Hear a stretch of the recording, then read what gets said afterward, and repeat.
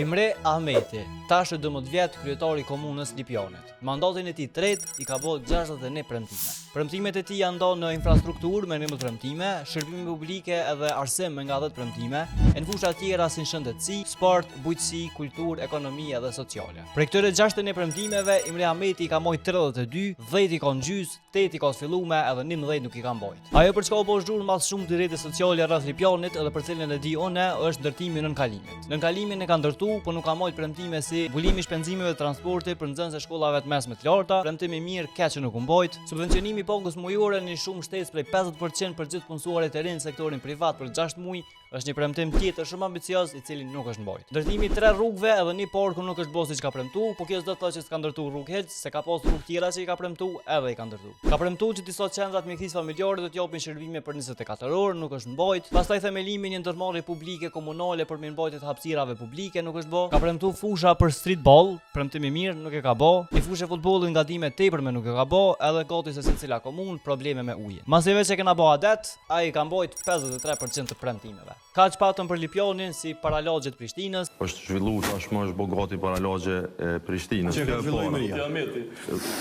Banorët e Lipjanit na tregojnë komente se janë të kënaqur me punën e kryetarit, a kanë me votu prap edhe follow se na tu analizu kanë komunë për çdo ditë.